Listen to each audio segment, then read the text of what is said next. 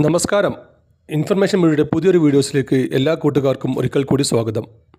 നമ്മൾ നോക്കാൻ പോകുന്നത് റേഷൻ കാർഡുമായി ബന്ധപ്പെട്ട വളരെ സുപ്രധാനമായിട്ടുള്ള അറിയിപ്പുമായിട്ടാണ്. അതുപോലെ തന്നെ റേഷൻ വാങ്ങിയ ആളുകൾ കറക്റ്റ് റേഷൻ സാധനങ്ങൾ ലഭിച്ചോ എന്നറിയാൻ സപ്ലൈ ഓഫീസർ നേരിട്ട് വീടുകൾ പരിശോധന തുടങ്ങിയവയാണ്. ഇതിനെക്കുറിച്ചെല്ലാമാണ് നോക്കാൻ പോകുന്നത്. അതിനു മുമ്പായി ഇൻഫർമേഷൻ മീഡിയയുടെ വീഡിയോസ് നിങ്ങൾ ആദ്യമായിട്ടാണ് കാണുന്നതെങ്കിൽ ചാനൽ സബ്സ്ക്രൈബ് ചെയ്യുക. ഒരു തരത്തിലുള്ള മത രാഷ്ട്രീയ കാര്യങ്ങൾ നമ്മുടെ ചാനൽ വരുന്നതല്ല.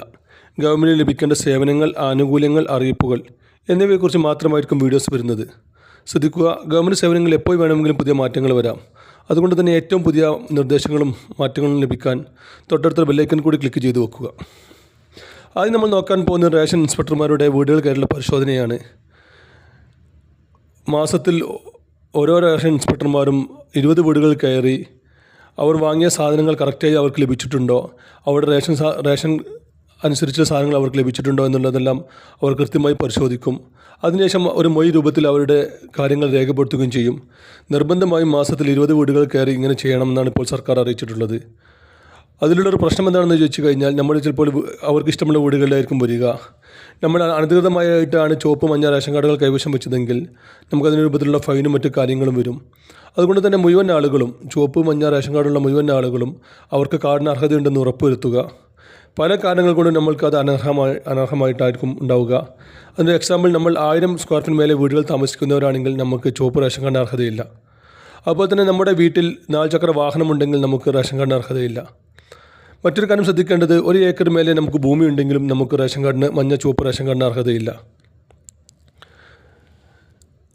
ഈ കാര്യങ്ങളെല്ലാം വളരെ ശ്രദ്ധിക്കുക. അതുപോലെ തന്നെ മഞ്ഞ ചുവപ്പ് റേഷൻ കാർഡിലുള്ള ആളുകൾ മരണപ്പെട്ടിട്ടുണ്ടെങ്കിൽ അവരുടെ പേര് എത്രയും പെട്ടെന്ന് തന്നെ ഒഴിവാക്കുക.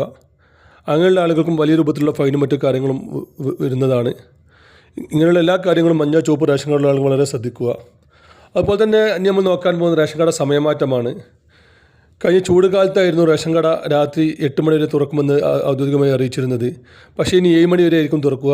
വൈകുന്നേരം 4 മണി മുതൽ 7 മണി വരെയും രാവിലെ 8 മണി മുതൽ ഉച്ചയ്ക്ക് 2 മണി വരെ ആയിരിക്കും സമയം. അപ്പോൾ ഈ സമയമാറ്റം എല്ലാ ആളുകളും ശ്രദ്ധിക്കുക. അതുപോലെ തന്നെ ഇപ്പോൾ ഒരു അവസരമാണ് ചുവപ്പ് റേഷൻ കാർഡിൽ നിന്ന് മഞ്ഞയിലേക്ക് മാറാനുള്ള അവസരം. അതുപോലെ തന്നെ വെള്ളയിൽ നിന്ന് നീലയിലേക്ക് മാറാനും നീലയിൽ നിന്ന് ചുവപ്പിലേക്കെല്ലാം മാറാനുള്ള അവസരമുണ്ട്. നമുക്ക് അർഹതയുള്ള റേഷൻ കാർഡിലേക്ക് ഇപ്പോൾ മാറാൻ ഓൺലൈനായിട്ട് അപേക്ഷ കൊടുത്താൽ മതി. ഞാൻ മുകളിൽ പറഞ്ഞതുപോലെ തന്നെ നമ്മൾ അർഹത തെളിയിക്കുന്ന സർട്ടിഫിക്കറ്റുകളെല്ലാം വെച്ച് ഓൺലൈനായിട്ടാണ് അപേക്ഷ സമർപ്പിക്കേണ്ടത്. ഓൺലൈനിൽ അപേക്ഷ സമർപ്പിച്ച് കഴിഞ്ഞാൽ അവർ ഒരു ഫീൽഡ് വെരിഫിക്കേഷൻ നടത്തുകയും നമുക്ക് അർഹത മാനദണ്ഡമുള്ള ആളുകളാണെങ്കിൽ നമുക്ക് ആ കാർഡ് അനുവദിക്കുകയും ചെയ്യും. BIP ലിസ്റ്റിൽ പെട്ടിട്ടുള്ള ആളുകൾ, അതുപോലെ തന്നെ വിധവകളുള്ള ആളുകൾ, അങ്ങനെ കാര്യങ്ങളെല്ലാം അതിൻ്റെ സർട്ടിഫിക്കറ്റ് കൈവശം വെക്കുക. BP ലിസ്റ്റിൽ ഉൾപ്പെട്ട ആളുകളാണെങ്കിൽ പഞ്ചായത്തിൽ നിന്നും 2009 BP ലിസ്റ്റിൽ ഉൾപ്പെട്ടു എന്ന സർട്ടിഫിക്കറ്റ് സെക്രട്ടറിയിൽ നിന്നും കൈപ്പറ്റുക. അതുപോലെ തന്നെ വിധവാ പെൻഷൻ വാങ്ങുന്ന ആളുകളാണെങ്കിൽ അതിൻ്റെ സർട്ടിഫിക്കറ്റും കൈവശം വെക്കുക.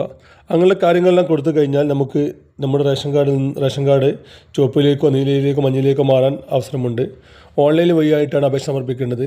ഒന്നുകിൽ സ്വന്തമായിട്ട് ചെയ്യുക, അല്ലെങ്കിൽ അംഗീകൃത അക്ഷയ കേന്ദ്രങ്ങൾ വഴിയോ ചെയ്യുക. ഇനി ഒരു പുതിയ വീഡിയോസുമായി കാണാം. എല്ലാ കൂട്ടുകാർക്കും നന്ദി, നമസ്കാരം.